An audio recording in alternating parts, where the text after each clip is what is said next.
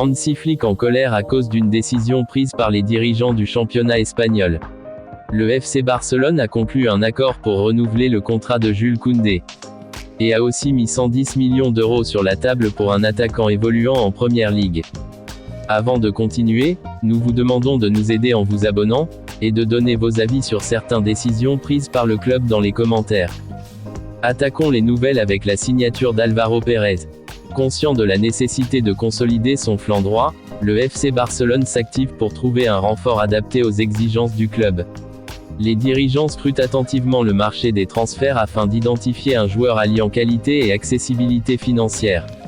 Récemment, le FC Barcelone surveillait de près l'arrière latéral de Feyenoord, Jivero Reed.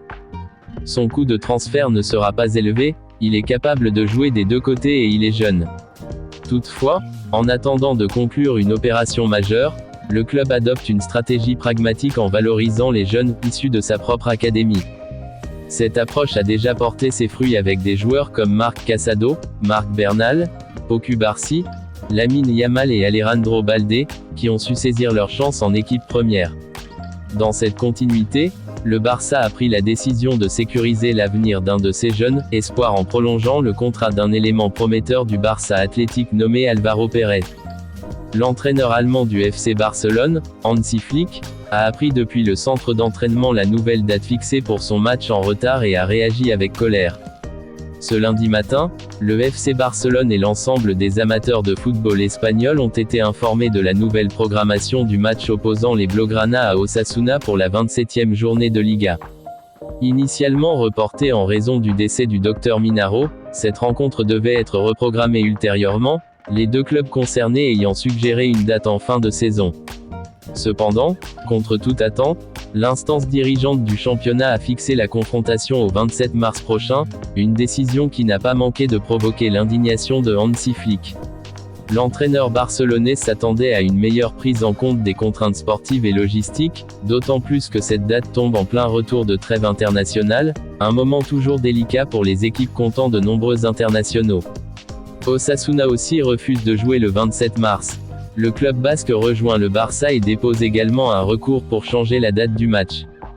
Rafinha et Araujo risquent de ne pas être disponibles pour ce match, en raison de leur programme avec leur équipe nationale. Une autre possibilité est qu'ils manquent leur deuxième match avec leur sélection, ce qui sera très compliqué. On a des nouvelles concernant les blessés, Íñigo Martínez, Casado et Marc Bernal. Les examens effectués dernièrement ont confirmé que le joueur de l'équipe première Íñigo Martínez souffre d'une paraménicite interne au genou droit. Le joueur suivra un traitement à Barcelone sous la supervision des services médicaux du club, son absence durera de 2 à 3 semaines. Pour Marc Casado, on a de bonnes nouvelles, sa blessure ne nécessite pas du tout d'opération. Il n'est donc pas exclu qu'il puisse jouer dans la dernière ligne droite de la saison si son processus de récupération qui doit durer 2 mois ne souffre pas de complications. Marc Bernal progresse rapidement dans sa convalescence après une blessure au ligament croisé antérieur, et reprendra bientôt un entraînement léger sur le terrain de la Ciudad Deportiva de Barcelone. Après des mois de musculation pour renforcer le haut et le bas du corps, il commencera désormais par un jogging doux et des changements de direction en douceur. Alors que Barcelone prévoyait initialement une année complète de rééducation, comme pour Gavi, sa convalescence est en avance sur son calendrier et il pourrait revenir dans moins de 11 mois. Malgré cette approche prudente, le club reste confiant quant à son potentiel et le voit jouer un rôle clé une fois pleinement rétabli. Barcelone prévoit toujours de vendre Ansu Fati cet été afin de recruter un nouvel ailier. Après avoir rejeté toutes les approches en janvier, Ansu sera de retour sur le marché en juillet. La décision finale revient au joueur, qui a refusé plusieurs offres cet hiver mais pourrait reconsidérer sa position. La capacité de Barcelone à recruter un remplaçant dépendra des règles du fair play financier. Barcelone a commencé à travailler sur le renouvellement du contrat de Chesney, et ce dernier commence à voir le renouvellement de manière positive. L'idée de Barcelone est de renouveler son contrat saison après saison en fonction du désir des deux parties. Le club a aussi conclu un accord pour renouveler le contrat de Jules Koundé jusqu'en 2030. Le nouveau contrat de Jules Koundé comprendra une petite augmentation de salaire. Selon El Nacional, le FC Barcelone suit de près la situation du buteur suédois et préparerait une offre avoisinant les 110 millions d'euros pour convaincre Newcastle de le laisser partir. Un investissement conséquent, mais qui montre la confiance du club en son potentiel. Isaac connaît déjà la Liga, lui qui a disputé 132 rencontres sous les couleurs de la Real Sociedad avant de rejoindre l'Angleterre.